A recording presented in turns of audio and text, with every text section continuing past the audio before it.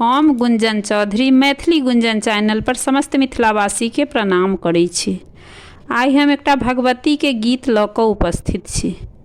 एहि गीत के रचना केने छथिन आदरणीय मणिकांत झा जी। तहन सुनल जाओ अपने सब।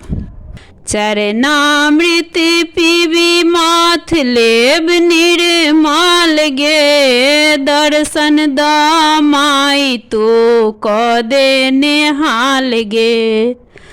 दर्शन द माई तो कऽ दे नेहाल गे।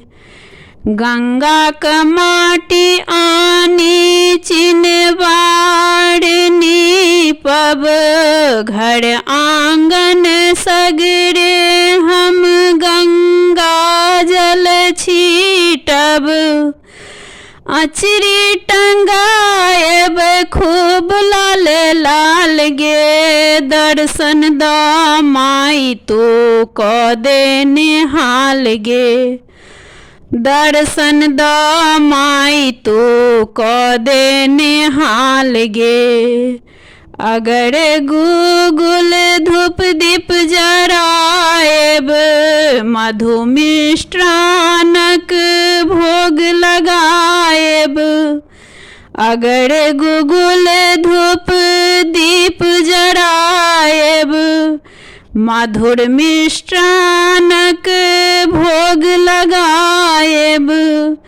चनमा टंगाएब बड़का विशाल गे, दर्शन द माई तो कऽ दे नेहाल गे।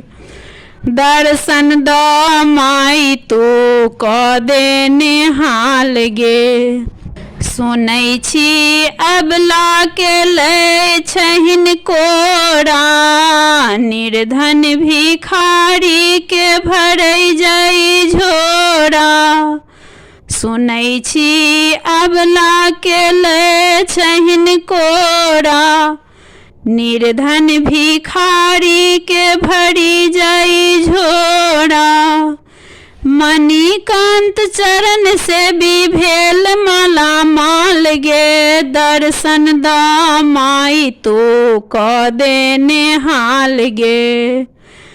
मणिकांत चरण से भी भेल माला माल गे, दर्शन द माई तो कऽ दे नेहाल गे। दर्शन द माई तो कऽ दे नेहाल गे।